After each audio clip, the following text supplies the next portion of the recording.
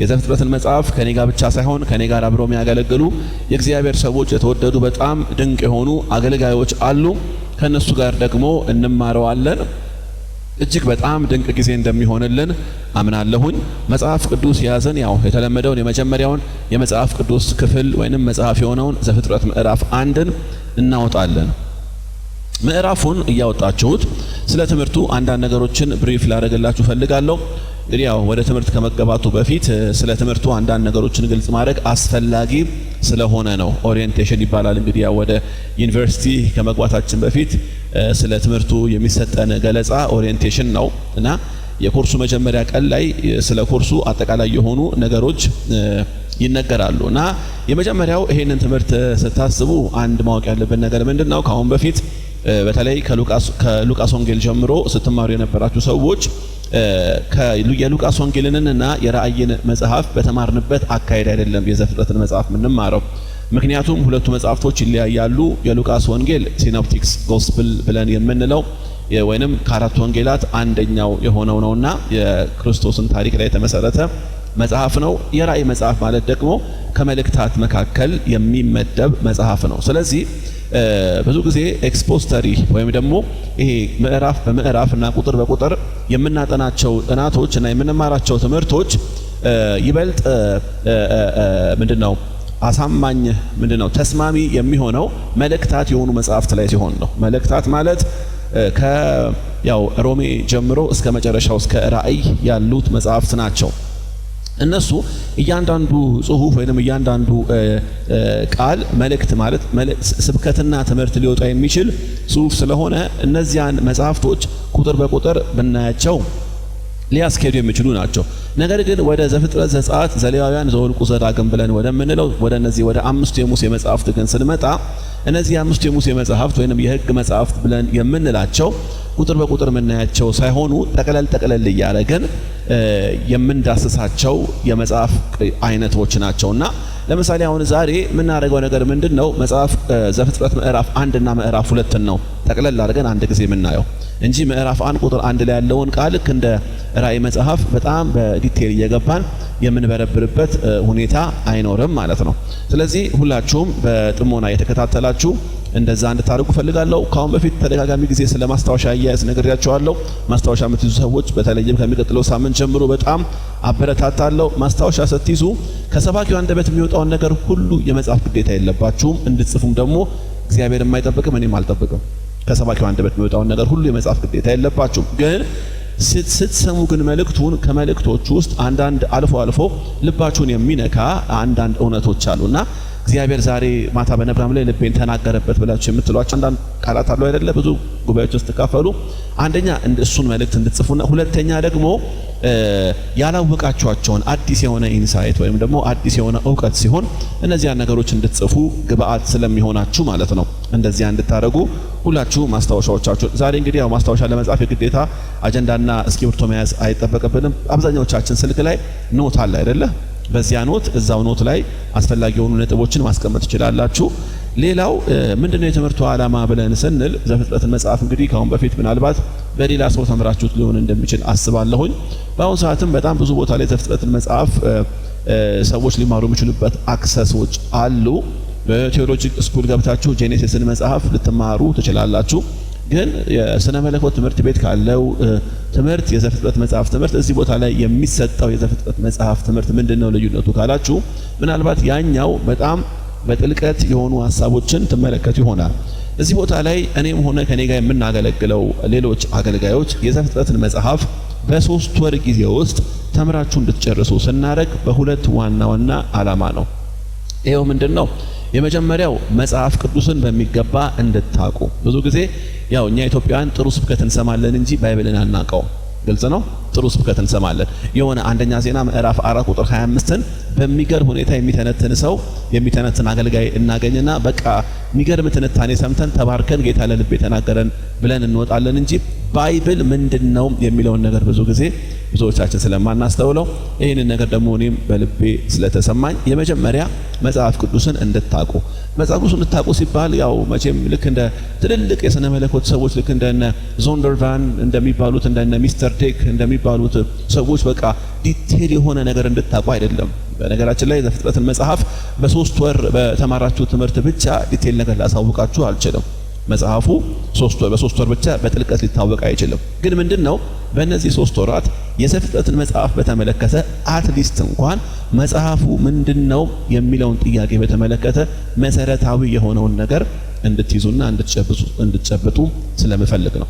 እኔ እዚህ ጋር መሰረታዊ የሆነውን ነገር አስጨብጣቸዋለሁ። እናንተ ደግሞ ሄዳችሁ እዛ ላይ ቆማችሁ ወደ ጠለቀው ነገር በግላችሁ እንድትቆፍሩ ላሳስባችሁ ፈልጋለሁና አንደኛው መጽሐፍ ቅዱስን እንድታቁ በሚገባ እንድትረዱ ከዚያም በላይ ግን ምንድነው የዚህ ህብረትና የዚህ ራእይ ዋንኛ ዓላማ የሆነው ትልቁ ነገር መንፈሳዊነትን በእናንተ ላይ መስራት ነው።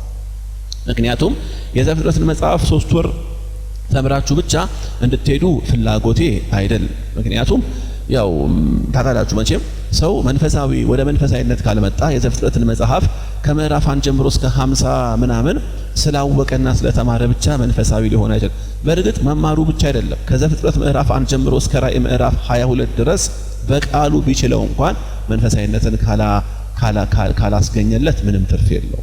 ስለዚህ መንፈሳዊ እንድትሆኑ በሚል በእነዚህ በሁለቱ ዋና ዋና መልእክቶች ነው እንግዲህ ይሄንን የዘፍጥረትን መጽሐፍ የምንማረው። እንደነገርኳችሁ ዛሬ ሁለቱን ምዕራፎች ብቻ እንመለከታለን። ምዕራፍ 1 እና ምዕራፍ 2 ነው። ሌላ ጊዜ ቀድማችሁ እናንተ የምታነቡትን ክፍል እሰጣችኋለሁ።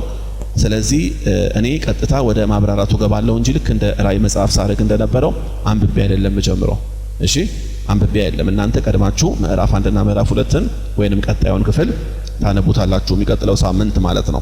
እንግዲህ ለምን የዘፍጥረት መጽሐፍ ተባለ ብለን ስንል አንድ እንግዲህ ልናውቅ ቢገባን ነገር ያው የመጽሐፉ ጸሐፊ የደህንነት ትምህርት ላይ የዲሳይፕልሺፕ ትምህርት ላይ ተደጋጋሚ ጊዜ ተምራችሁት እንደሆነ አስባለሁኝ። የነዚህ 5ቱ መጽሐፍት ወይንም የዘፍጥረት፣ የዘጸአት፣ የዘሌዋውያን፣ የዘሁልቁና የዘዳግም መጽሐፍ ጸሐፊዎች ሙሴ እንደሆነ ይታመናል። ሙሴ ነው ይታመናል ሳይሆን በእርግጥ ሙሴም ነው። ምክንያቱም ያው ክርስቶስ መጽሐፍት ሲናገር በሙሴ መጽሐፍት ብሎ ይጠቅሳል እና እነዚህ የሙሴ መጽሐፍቶች ሙሴን የጻፋቸው እነዚህን መጽሐፍቶች ታዲያ ሙሴ ይሄንን ደብዳቤ ያልኩኝ ይሄንን የዓለምን አፈጣጠር ታሪክ ሲጽፍ ምንድነው ታሪኩን ከሱ በፊት ወይንም ደግሞ ሰዎች ከየት የመጣ ነው እንዴት ነው ወደ ምድር መተን መኖር የጀመርነው የሚለውን ጥያቄ የሰው ልጅ እንዲመልስ የጻፈላቸው ነገር ነው።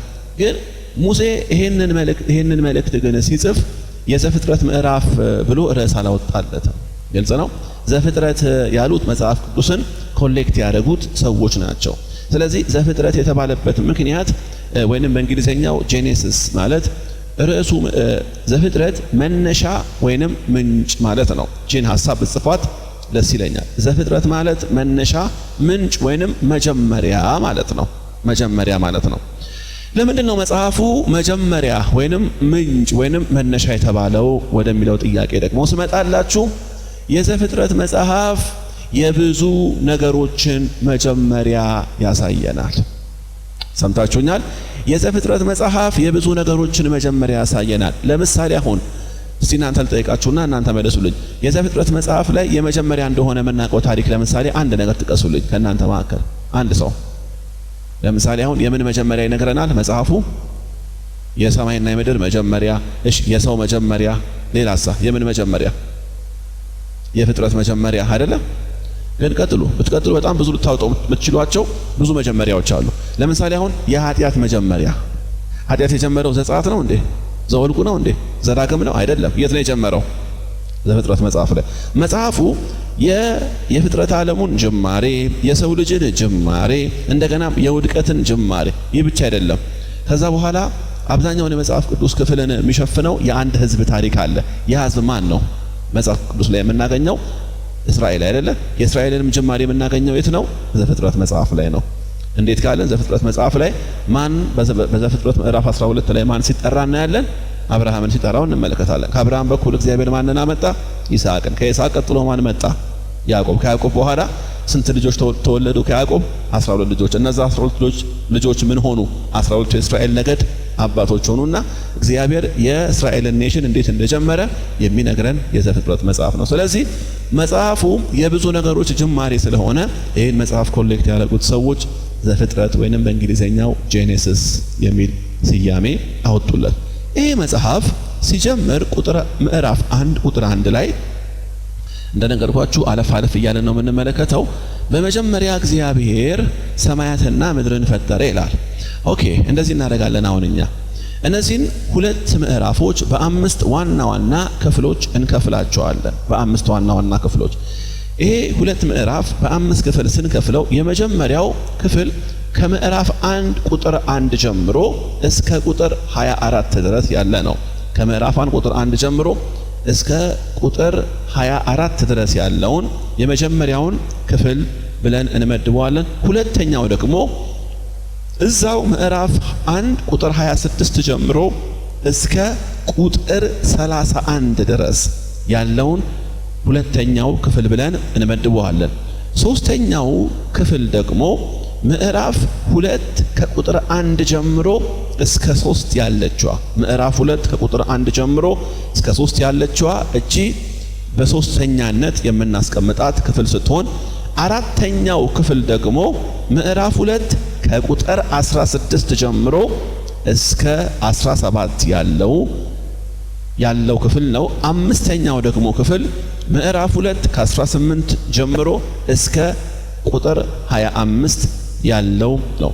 እንግዲህ ወደ መጀመሪያው ክፍል ስንሄድ ምዕራፍ 1 ቁጥር 1 ላይ እንደዚህ ይላል፣ በመጀመሪያ እግዚአብሔር ሰማይንና ምድርን ፈጠረ። ይሄ በመጀመሪያ እግዚአብሔር ሰማይንና ምድርን ፈጠረ ብሎ የሚለው ቃል ብዙ የመጽሐፍ ቅዱስ አጥኚዎች ወይም ደግሞ ምሁራን ይህን ክፍል በተመለከተ ሲናገሩ ምን ይላሉ? እግዚአብሔር ይሄ መጽሐፍ እንዲጻፍ ለሙሴ መልእክቱን ወይም ደግሞ ይሄንን እውነት ገልጦለት እንዲጽፍ ሲያደርገው እግዚአብሔር መኖሩን መጀመሪያ ለማሳወቅ አይደለም። በዋናነት ምን ማለት ነው? አይታችሁ እንደሆነ አሁን ብዙ ጊዜ ስለ የትኛውም አምላክ ስለ የትኛውም የሆነ ጀግና ሰው ሲነገር ያ ጀግና ሰውዬ መጀመሪያ እንዴት እንደተወለደ እንዴት ወደ መኖር እንደመጣ ተናግሮ ነው የሚጀምረው ታሪኩ አይደለም። የዘፍጥረት ግን መጽሐፍ ሲጀምር በመጀመሪያ እግዚአብሔር የሚባል አምላክ ነበረ፣ ሲኖር አይለንም።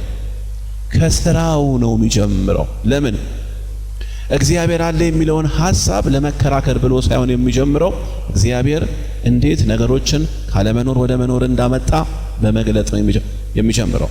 በመጀመሪያ እግዚአብሔር ሰማያትንና ምድርን ፈጠረ ካለ በኋላ ቁጥር 2 ላይ እንደዚህ ይላል፣ ምድርም ቅርጽ የለሽና ባዶ ነበረች ይላል። እንግዲህ አሁን እንደዚህ ስነግራችሁ ያው አሁን ቁጥር በቁጥር ልትሄድ ነው ወይ ብላችሁ እንዳትሰጉ። አንዳንድ ማየት ያለብን ነጥቦች ብቻ ነው እያሳዩዋችሁ ክፍሎቹን የምንመለከተው። ምድርም ምን ነበረች ይላል? እስቲ መልሱልኝ። ባዶና ምን የለሽ ይላል? ቅርጽ የለሽ ይላል። እና አንዳንድ ሰዎች ከዚህ ሐሳብ ተነስተው ምን ይላሉ? እቺ ምድር ቅርጽ የለሽና ባዶ የሆነችበት ምክንያት ሰይጣን ወደ ምድር በትዕቢቱ ምክንያት ሲወድቅ የወደቀው ምድር ላይ ነው።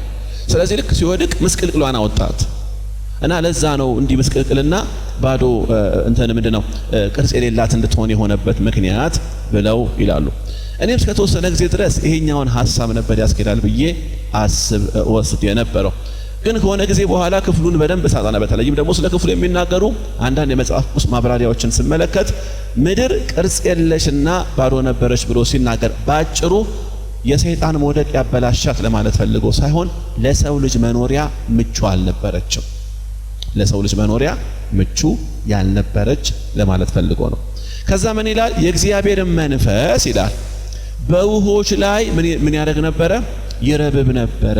ይረብብ ነበር የሚለው ቃል የሂብሩ ሆቨር ያደርግ ነበር የሚል ቃል ይጠቀማል። ሆቨር ማለት አንዳንድ ቦታ ላይ እናንተ ለሆነ ጉዳይ ገብታችሁ ልክ እንደዚህ ወይንም ደግሞ ክፍላችሁ ወይንም ቤታችሁ እንደምትመላለሱት ልክ እንደዛው የእግዚአብሔር መንፈስ ይመላለስ ነበር። በምኑ ላይ? በውሃው ላይ። ግን የሚመላለሰው መቼም ለምን ዓላማ ነው ብለን መጠየቅ አለብን። ምክንያቱም የእግዚአብሔር መንፈስ ምንንም ነገር ያለ ዓላማ አያደርገው። በነገራችን ላይ አሁን ያኔ በውሆች ላይ ሁበር ሲያደርግ የነበረው መንፈስ እኮ ነው እኔና እናንተ ቅድም ስናመልክና ስንጸልይ፣ አሁንም ደግሞ ይሄን መልእክት እየሰማን ባለንበት ሰዓት ላይ ሁበር እያደረገ ያለው ለምን ዓላማ ነው ካላችሁ፣ አሁን ላይም የእግዚአብሔር መንፈስ በመካከላችን ሲመላለስ አንድ ዓላማ አለው። ያኔም ላይ ምድር ቅርጽ የለሽ በነበረችበትም ጊዜ ቅርጽ የለሽ በሆነው ምድር ላይም ሲመላለስ ዓላማ አለው። ምንድነው ካላችሁ፣ ከተወሰኑ ሰዓታት በኋላ ከእግዚአብሔር አንደበት የሚወጣውና ምድርን ትክክለኛ ቅርጽ የሚያስይዛትን ያንን ቃል ለማስፈጸም፣ ይኸውም ቅርጽ የሌለውን ነገር ቅርጽ ለማስያዝ ስሙ የተባረከ ይሁን። ታዲያ ይሄ ነገር ለእኔና ለእናንተ ምን ይነግረናል ካላችሁ፣ ዛሬም ቢሆን እግዚአብሔር መንፈስ በመካከላችን ያለው እኔና እናንተን በዋናነት ለማነቃቃት አይደለም።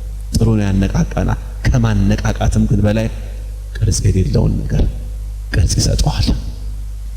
ለነገሮቻችን ሁሉ ቅርጽ ሰጥቶ ውበትን ያፈሰሰብን የእግዚአብሔር መንፈስ ነው። ሃሌሉያ! መንፈሱ ባለበት ስፍራ ቅርጽ የሌለ ነገር ሁሉ ቅርጽ ይይዛል። የእግዚአብሔር መንፈስ በውሆች ላይ ይረብብ ነበር ካለ በኋላ ያ መንፈስ ይጠብቅ የነበረው ያ ድምፅ መጣ። የመጀመሪያ ከእግዚአብሔር አንደበት የወጣው ድምፅ ምንድነው ካላችሁ፣ አንድ ቃል ነው። ብርሃን ይሁን አለ ይላል። ምን ይሁን አለ?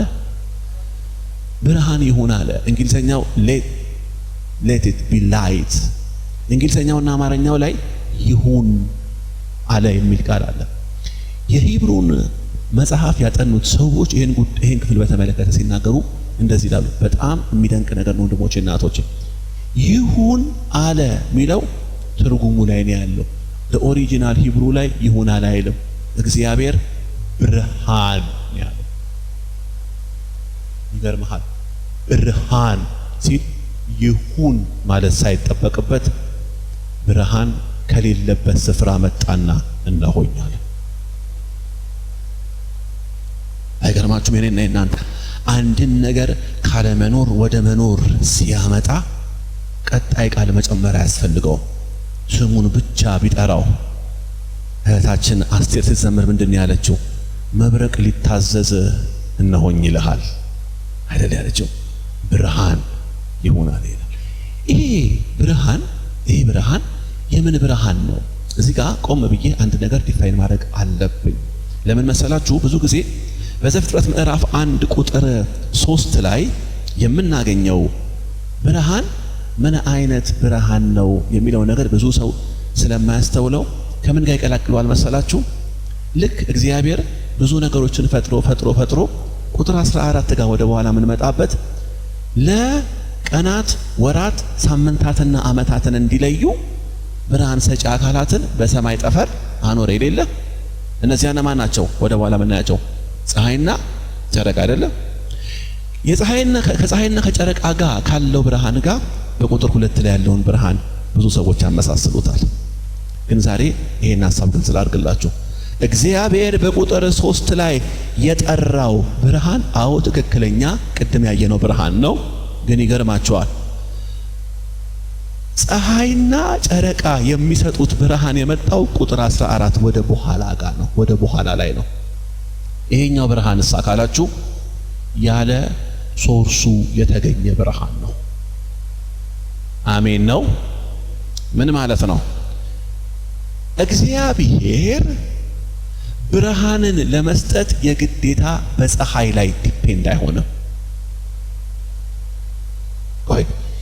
ይሄ ክፍል ኦር እና ሜኦሮት የሚል የሂብሩ ቃል ይጠቀማል። ኦር ማለት ሊትራሊ ብርሃን ነው። ማኦሮት ወይንም ሜኦሮት ማለት ግን ምንድነው? ብርሃን ሰጪ ወይንም አስተላላፊ አካል ማለት ነው። ማኦሮት የመጣው ቁጥር 14 ጋር ነው። ኦር የመጣው ግን ቁጥር 2 ጋር ነው። ኦር ብርሃን ነው። ማኦሮት ግን አስተላላፊው አካል ፀሐይ ነው። ስለዚህ ይህ ነገር ለእኔና ለእናንተ የሚሰብከን የሚነግረን ነገር ምንድነው ካላችሁ የብርሃን እግዚአብሔር ፀሐይ በሌለበት ብርሃንን ከተጠቀመ ለካስ የእውነተኛው ብርሃን ምንጭ ፀሐይ ሳትሆን ራሱ እግዚአብሔር ነው። አምላካችን ነው የብርሃን ምንጭ። እግዚአብሔር ብርሃንን ለማምጣት እነዚህን የሰማይ የጠፈርን አካላት መጠቀም ያስፈልገው። ታዲያ ወደና ወደ ህይወት ስመጣላችሁ ይህ ነገር ለእኔና ለእናንተ የሚነግረን ነገር ምንድነው ካላችሁ ብዙ ጊዜ ለብዙዎቻችን ህይወት አንድ ምንለው በልባችን ምንለው ነገር አለ። አንድን ነገር ለማድረግ የግዴታ አንድ ነገር መሆን አለበት ትሉ የለ? የሆነ በህይወታችሁ የምትፈልጉት የሆነ መከናወን የሆነ እንዴት ልበለው ስኬት ቢኖር ብዙ ጊዜ ለዚያኛው መከናወን እንደ ቅድመ ሁኔታ በልባችን ላይ የምናስቀምጣቸው የሆኑ ሰዎች አሉ። እነከሌ ሲኖሩ ነው ይሄ ነገር ሊሆን የሚችለው ብለን የምንላቸው ነገሮች አሉ። እግዚአብሔር ዛሬ ቀይሩት ይላቸዋል። የመልካም ነገር ሁሉ ምንጭ ራሱ እግዚአብሔር እንጂ የሆኑ ግለሰቦች አይደሉም። እግዚአብሔር ነው። እግዚአብሔር ካለ ነው እንጂ የሚባለው እነከሌ ከሌሉ ይሄ ነገር ሊሆን አይችልም ሊባል አይችልም። በእግዚአብሔር ዓለም ላይ አይገርማችሁም? በእግዚአብሔር ዓለም ለምንም ነገር መኖር ምክንያቱ የሆነ የተፈጠረ አካል ሳይሆን የሁሉ ፈጣሪ የሆነው እግዚአብሔር ነው። አንተ ካለ ብላ አይደል የዘመረችው እህታችን? አንተ ካለ ሁሉም አለኝ ይሰማኛል ምንም እንዳልጎደለ። ሃሌሉያ! ይህንን እውነት ልክ ለመንፈሴ ለልቤ ሲበራልኝ በእውነት ነው የምላችሁ ከባድ ለሚባሉ ሁኔታዎች ሁሉ መናገር ጀመርኩኝ። የኔ ነገር የሚቀጥለው የኔ ነገር የሚሄደው የኔ ነገር ወደፊት የሚገሰግሰው እግዚአብሔር እስካለ ድረስ ነው። ምክንያቱም ባጠገባችሁ ያለ የትኛውም አካል መቼና እንዴት ባለ ሁኔታ ከናንተ ሊለይ እንደሚችል አታውቁምና የእግዚአብሔር ሕዝብ ሆይ ግዴላችሁም ልባችሁን ካስቀመጣችሁበት የሆነ አካል ላይ አንስታችሁ የእናንተ የመኖር ትርጉም በሆነው በእግዚአብሔር ላይ ምክንያቱም መኖሩ ነው የእናንተ መኖር ትርጉም የሚሰጠው። ብርሃን ይሁን አለ እግዚአብሔር። ከዛ ወዲያውኑ ይገርመሃል ብርሃን አልዘገየም። ሰው ሲጠራ እንደሚመጣ ነው ወዲያውኑ አቤት ያለው። ለምን አላለ? ለምን? እግዚአብሔር ነገርን በጠራው ጊዜ በፍጹም ከእግዚአብሔር ጋር የሚከራከርበትም አቅም ስለሌለ ብርሃን ይሁን። ከዛ ብርሃን አደረገ። በዚህም አላበቃም። እግዚአብሔር ብርሃኑንና ጨለማውን ለየ ይላል። ምክንያቱም መጀመሪያ ሁሉን ይዞ ሁሉን ተቆጣጥሮ የነበረው ጨለማ ነው። ብርሃን ይሁን ካለ በኋላ አንድ ነገር ለሁለት መከፈል አለበት። ይኸውም አሁን የጠራው ብርሃንና ቀድሞ የነበረው ጨለማ በሁለት ተከፈለ። ብርሃኑን ቀን ብሎ ጠራው፣ ስም አወጣለት እግዚአብሔር። አይገርማችሁ? እግዚአብሔር ስም አወጣለት። ከዚህ በኋላ አንተ ስምህ ቀን ነው። ጨለማውን ደግሞ ከዚህ በኋላ አንተ ስምህ ሌሊት ነው አለ። ከዛ የመጀመሪያ ቀን ሆነ ይለናል። እዚያ ሁለተኛው ቀን ላይ ምን እንደሆነ ሲነግረን አንድ እስካሁን ድረስ ሳይንስ የሚከራከርበት አንድ ነገር አለ። ይሄው ምንድነው? እግዚአብሔር ጠፈር ወይንም ቀና ብለን ስንመለከት የምናየውን ይሄንን ጠፈር እግዚአብሔር ሰራው። ሲሰራው ግን ምንድነው? ዘፍጥረት ምዕራፍ 1 ቁጥር 3 ጀምሮ የሚነግረን መጀመሪያ የምድር ስፍራ ሁሉ በውሃ ተከቦ ነበር ነው የሚለው አይደለ? በረምዝ ነው። ከዛ በኋላ እግዚአብሔር ምን አደረገ ይለናል? ከጠፈር በላይ ያለውን ውሃ እና ከጠፈር በታች ያለውን ውሃ ለሁለት በመለየት እግዚአብሔር ጠፈርን ከላይ አስቀመጠው ይለናል። ሰምታችሁኛል? አሁን ይህ ነገር በግልጽ የሚነግረን ነገር ምንድነው? ከላይ የምንመለከተው ጠፈር አለ አይደለ? ግን ጠፈር ብቻ አይደለም። ከጠፈሩ በላይ ምን አለ ይለናል? ምን አለ ይለናል? ውሃ አለ ይለናል። እግዚአብሔር ምድር እኮ ሪል ቅርጽ አልባ ነበረች ብዬ ስናገር ቅድም በደንብ ይሄን ቃል ስነግራችሁ እንደው ልትረዱት ይገባል። ጠፈርና ምድር በተገናኙ ጠፈርና ምድር ተገናኝተው ከዛ የተቀረው ነገር ምንድነው ሲባል ውሃ። ጠፈር፣ ምድር፣ ውሃ። ሰው እዚህ ጋር ይኖራል እንዴ? አይኖርም። እንደውም ብዙ የመጽሐፍ ቅዱስ አጥኚዎች እግዚአብሔር በጠፈር አማካኝነት ያንን ውሃ ይዞት ወደ ላይ ሲሄድና ምድር ትክክለኛ የሆነ ለሰው ልጅ ማለት ሰው ሊተነፍሰው የሚችለውን ከባቢ አየር የምትይዝበት ሁኔታ ሲፈጠር ያኔ ነው እኔና እናንተ ዛሬ ወደ ውስጣችን ምንስበውና ምናወጣውን አየር የተገኘው። ከዚያ ግን በፊት ሰው ሰርቫይቭ እንዲያደርግ ራሱ የሚያስችል አየር አልነበረም። እግዚአብሔር ጠፈርን ሰራ። ከዛስ ምድርንም አረገና በሁለቱ መካከል ያለውን ውሃ ከፈለና ከጠፈር በላይና ከጠፈር በታች። ከጠፈር በታች ማለት ምድር ላይ ያለው ውሃ ማለት ነው። እግዚአብሔር እንደዛ አደረገ። ከዛ የላይኛውን ጠፈር ምን ብሎ ጠራው? ሰማይ። እስቲ ሰማይ በሉ። ሰማይ ያለው ከጠፈሩ እንደዛ አደረገና ከዛ ወደ ሶስተኛው ቀን ሲመጣ እግዚአብሔር ምን አረገ ካላችሁ መጀመሪያ ብርሃን አረገ። ከዛ በኋላ ጠፈርና ምድር ለየ። ሶስተኛው ቀን ላይ ሲመጣ ምን አረገ? ምድር አሁንም ከጠፈር ተለየች እንጂ እንዳለ ውሃ ነች። ስለዚህ በቀጣይነት እግዚአብሔር ሰው የሚባል ክቡር ወደ ምድር ሊያመጣ ስለሆነ ኢንቫይሮንመንቱን ማመቻቸት አለበት። ስለዚህ ምን አረገ? አሁን ሁሉም ቦታ የነበረውን ውሃ ተገለጥ አለው። ለምን? ሰው ውሃ ላይ ብቻ አይኖርም፣ የብስ ያስፈልገዋል። ሶስተኛ ቀን እግዚአብሔር ውሃውን ገለል አረገና ምድርን በሁለት ከፈላት፣ ባህር ያለበትንና ስለዚህ የብሱን መሬት አለው፣ ውሃውን ደግሞ ባህር ብሎ ጠራው። ስንተኛ ቀን? ሶስተኛ ቀን ካለ በኋላ እግዚአብሔር ይህ ነገር መልካም እንደሆነ አየ ይላል። ብዙ ጊዜ መልካም እንደሆነ አየ ማለት እግዚአብሔር ስራውን ይገመግማል ማለት አይደለም። የእግዚአብሔር ስራ አይገመገምም። ግን ምንድነው መልካም እንደሆነ አየ ማለት? እግዚአብሔር ሁሌ የሚያደርገው ነገር መልካም ነው። በእናንተም ሕይወት እግዚአብሔር የሚያደርገው ነገር መልካም ነው። ልክ እግዚአብሔር የብስና ባህርን ከለየ በኋላ አሁን በቀጣይነት ሊደረግ የሚገባው ነገር ምንድነው? የብስ የሚባለው ወይንም ደግሞ መሬት የሚባለው ክፍል ላይ የሚበቅሉ አዝዕርቶችን እንዲበቅሉ እግዚአብሔር ትእዛዝ ሰጠ። ሁሉም እንደየወገኑ ታብቅል አለ። አሁን የምናያት ምድር እንደየወገኑ የሆነውን ተክል ማብቀል ጀመረች። እቺን በደንብ ያዙልኝ። ተክልን እግዚአብሔር ሲፈጥረው መነሻ እና መገኛ ሰጥቶት ነው። ያ መነሻውና መገኛው ምንድነው? መሬት ይባላል። ሰምታችሁኛል? መሬት ይባላል። መሸነጋም ሶስተኛ ቀን አይደለ አሁን ያየነው። አራተኛው ቀን ላይ እግዚአብሔር ምንድነው የፈጠረው ካላችሁ ቅድም የነገርኳችሁ ትልልቅ ብርሃን ሰጪ አካላት እነ ፀሐይንና እነ ጨረቃን ከዛ ከዋክብቶችን። ምንድነው ዓላማቸው ሲባል አንድ ሰዓሊ ቁጭ ብሎ እንዲስላቸው ነው እንዴ? አይደለም። ጥሩ ነው፣ መሳልም ጥሩ ነው። ግን ዋነኛ ግን ዓላማቸው የሰው ልጅ ቀንን፣ ሳምንትን፣ ወረን ምን እንዲልባቸው ነው? እንዲለይባቸው ነው። ስለዚህ እግዚአብሔር እነዚህንም ነገሮች ጠራቸው፣ ወደ መኖር አመጣቸው። ይሄ የምናየው ግዙፉን ፀሐይ ባይዘው የፀሐይን ግዝፈት ማለት ሳይንስ እንደሚነግረን ከሆነ እኔና እናንተ አሁን ከምንኖርባት ምድር ጋር አይገናኝም። እጅግ በጣም ግዙፍ መሆን ብቻ ደግሞ ሳይሆን አሁን እኛ ከሷ በብዙ ሺህ ማይል ርቀት ነው። በእኛና በሷ መካከል ሙሉ ለሙሉ ሙቀቷ በእኛ ላይ እንዳያርፍ ልክ ምድርን እንደ ብርድ ልብስ የጠቀለለ ኦዞን የሚባል ነገር አለ አይደለ?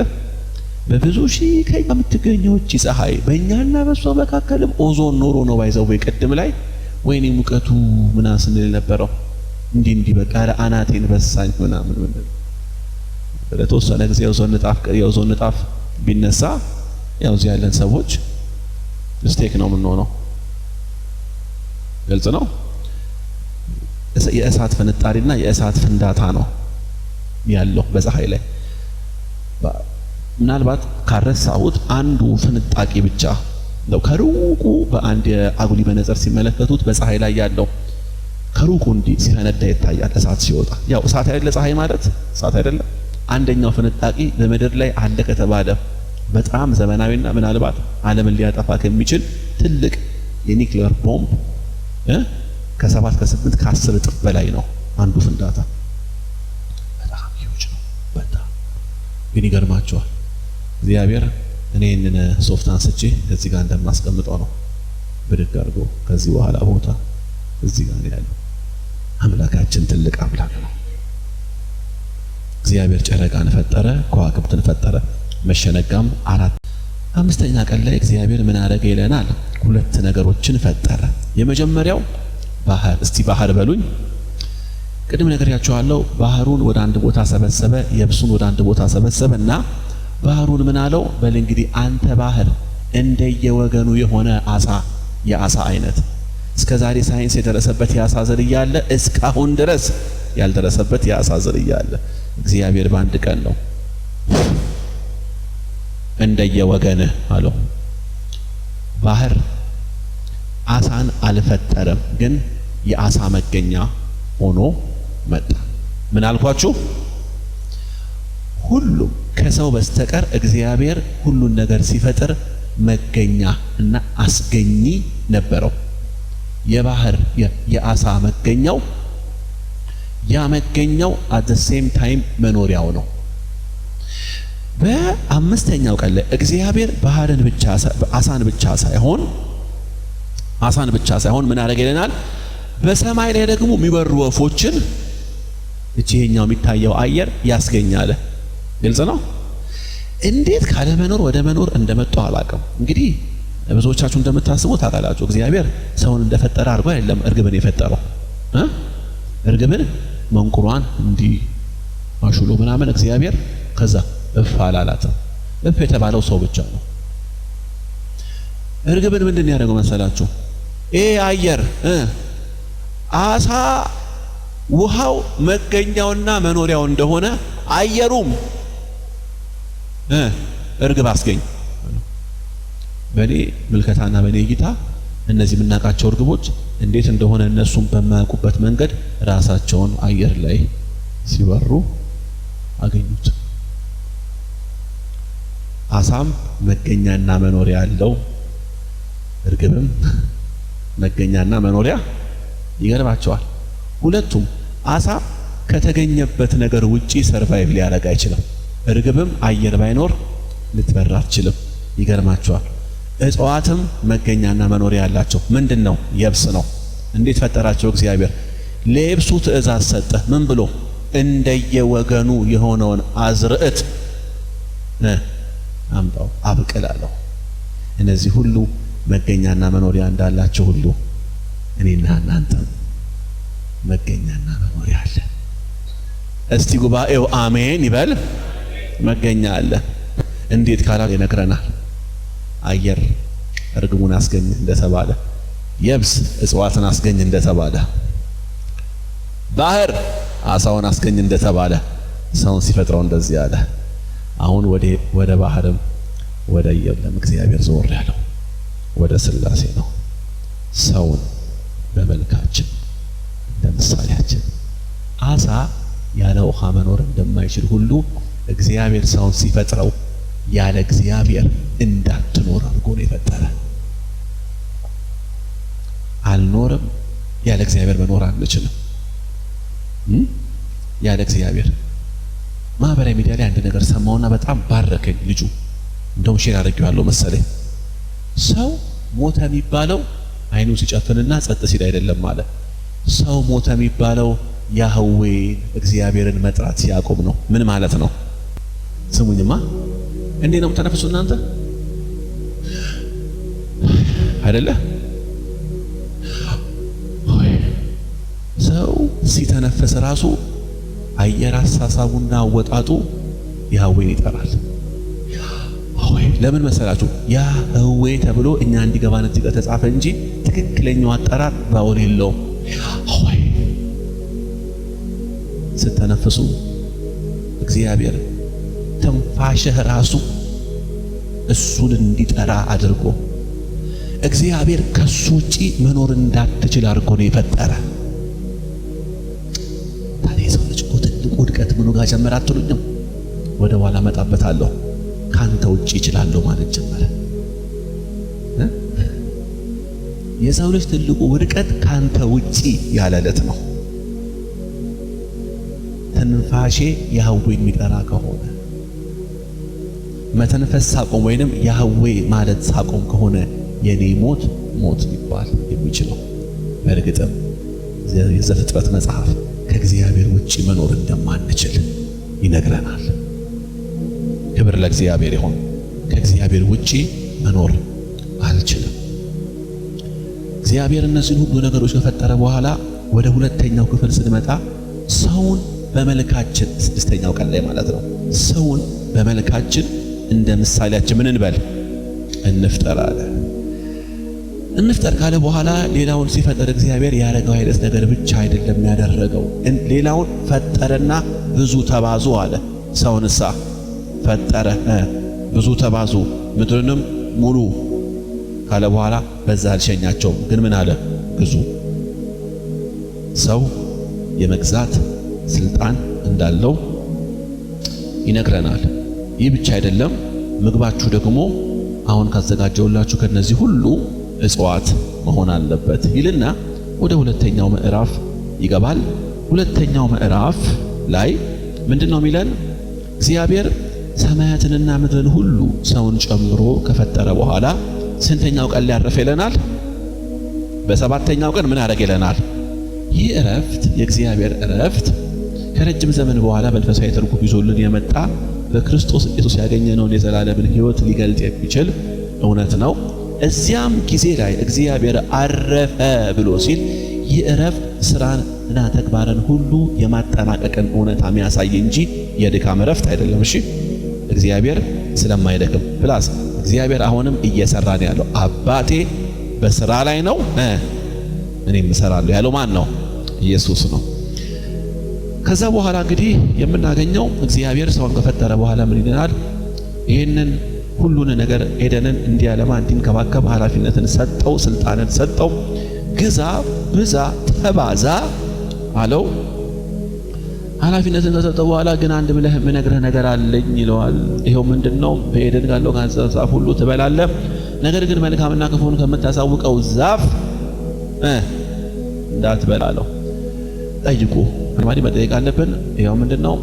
እግዚአብሔር ለምንድነው ክፉና መልካምን የምታሳውቀውን ዛፍ እንዳይበላ ይከለከለ? ዛፉ መርዝ አለው? ባይዘው ዛፉ መርዝ የለውም። the only thing ዛፉ የሚያደርገው ነገር ምንድነው? መልካምና ክፉን እንድታውቅ ያደርጋል። ታዲያ ለምን እኔና እናንተ እኔና እናንተ አሁን እዚህ ጋር ለማወቅ አይደል የተሰበሰብነው? እዚህ ጋር ክፉና መልካሙን አይደል እንዴ? ታዲያ ለምንድነው እግዚአብሔር ዕውቀት አዳምና ሔዋን ጋር ሲመጣ የከለከላቸው ካላችሁ፣ መልካምና ክፉን ማወቅ ከዕውቀት አንፃር ብቻ አይደለም ማየት ያለባችሁ።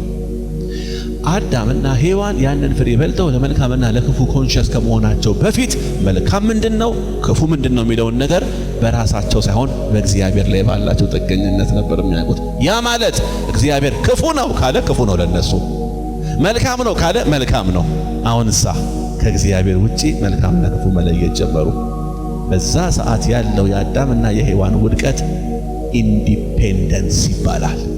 ከእግዚአብሔር ውጪ እግዚአብሔር መልካምና ክፉን ከምታሳየው ዛፍ አትብሉ ብሎ ሲናገር አትወቁ፣ ዕውቀት አይኖራችሁ እያለ አይደለም። እግዚአብሔር የዕውቀት ጠላት አይደለም። ይልቁንም ስለ ሁሉ ነገራችሁ በእኔ ላይ ዲፔንድ ሁኑ እያለ ነው ያለው። እነሱ ግን አይ ማወቅ እንፈልጋለን እኮ ነው ፍሬውን ሲበሉና ሳይታዘዙ ሲቀሩ። ለዚህ ነው እኮ እግዚአብሔርም የሰው ልጅ መልካምና ክፉን በማወቅ ከእኛ እንደ አንድ ሆኗል። what does it mean? ኢንዲፔንደንት ሆነዋል። ምክንያቱም God is not dependent አይደለ? እግዚአብሔር አብ፣ እግዚአብሔር ወልድ፣ እግዚአብሔር መንፈስ ቅዱስ ዲፔንደንት አይደለም። ልክ እንደኛ ሆነ እኔና እናንተ በእግዚአብሔር ላይ ዲፔንደንት እንጂ ኢንዲፔንደንት እንድንሆን ስላልተፈጠርን ማለት ነው። ከዛ በኋላ የሚናገረው የሰው ልጅን ውድቀት ያመጣውን ጣጣ ነው። ቅድም በነገርኳችሁ ክፍልፋይ መሰረት ሁሉንም ብዬላችኋለሁ። የመጨረሻው በምዕራፍ 2 ቁጥር 19 ጀምሮ የምናገኘው ምንድነው? የመጀመሪያው ጋብቻ ነው። ይሄን የጋብቻ እንግዲህ ትምህርት አሁን አልጀመረላችሁም። ምክንያቱም አንደኛ ጉባኤውም የጋብቻ ትምህርት የምንማርበት ጉባኤ አይደለም። የምታገቡ ሰዎች ሲኖሩ በግል እኔ ያስተምራቸዋለሁ ጋብቻ። ብዙ ያስተማርኳቸውና ያጋባዋቸው ሰዎች አሉ። ግን የመጀመሪያው ጋብቻ ወይም ደግሞ መጽሐፍ ቅዱስ ስለ ጋብቻ ያለው ባይዘው ያው መጽሐፉ የጋብቻንም ጅማሬ ይነግረናል። የመጀመሪያው ጥምረት ምን አይነት መልክ እንደነበረው ግን ጥቂት ነገር ብቻ ይተውልናል።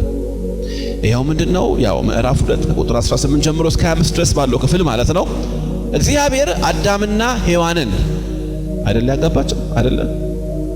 ስለዚህ የመጀመሪያው ጋብቻ ማቴዎስ ወንጌል ምዕራፍ 19 ላይ እንደሚነግረን ከጥንት እንደዚህ አልነበረም ብሎ ጌታ ኢየሱስ ክርስቶስ ለፈሪሳውያን እንደመለሰላቸው አንድ ወንድና ጋብቻ ማለት በአዳምና በአቶ አዳሙ በኩል ሳይሆን በአዳምና በሔዋን። ፈረንጆች እንደሚሉት አዳም ኤንድ ኢቭ ነው እንጂ አዳም ኤንድ ስቲቭ አይደለም። ግልጽ ነው። አሁን ነው አጋንንት ይሄን ነገር ወደ ማዕከላችን ያስገባው ዓለም ላይ። ሌላው ሰው አባትና እናቱን ይተዋል፣ ከሚስቱ ጋር ይጣበቃል፣ ሁለቱም አንድ ይሆናሉ የሚለው ቃል መጀመሪያ የተነገረው ዘፍጥረት ምዕራፍ 2 ጋር ነው። ይሄ የሚያሳየው ምንድነው?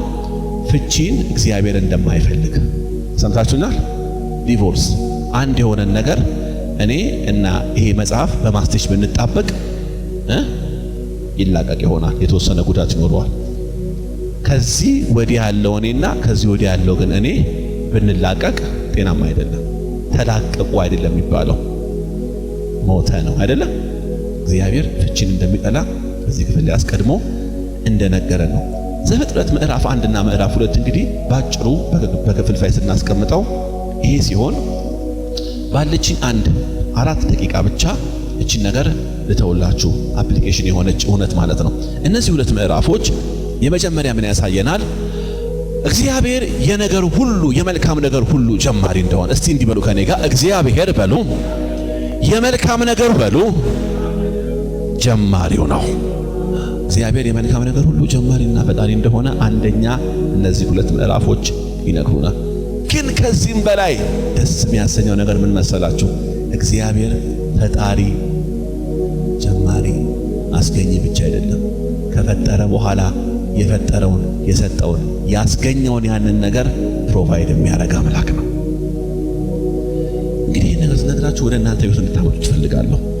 እግዚአብሔር የሰጠህና የሰጠሽ የትኛው መልካም ነገር ሰምታችሁኛል? ሰጥቶ ቻው የሚል አምላክ ሳይሆን የሰጠውን ነገር የሚመግብ አምላክ ነው። አሜን ነው። ለዛ ነው ሰውን መጨረሻ ላይ ያመጣው። ሰው የሚኖርበትን ነባራዊ ሁኔታ ካመቻቸ በኋላ ልክ እንደ ፈርጥ አክሊል ሲሰራ ወርቁን በደንብ ከተቀናጀ በኋላ እላዩ ላይ ፈርጥ ቁጭ እንደምትል እግዚአብሔር ለሰው መኖሪያ ምቹ የሆነውን አየር ከባቢ ሁኔታ ከፈጠረ በኋላ ሰውን መጥቶ እዚያ ቦታ ላይ ምን አረገው? እያንዳንዱን የፍጥረትን አካሄድ ብንመለከት እግዚአብሔር ከፈጠረ በኋላ ዝም ብሎ እንደ ፍጥር ጥረህ አላለው። ግን ምን አረገ መሰላችሁ? ያ የፈጠረው ነገር በሚገባ በሰላም መኖር ቢችልበትን ሁኔታ አመቻቸለት። ለዛ ነው እግዚአብሔር በሰጣችሁ ነገር ላይ እርግጠኛ ሆኖ። የሰጣችሁ እግዚአብሔር የሚመግብ አምላክ ነው። እስቲ አሜን በሉ።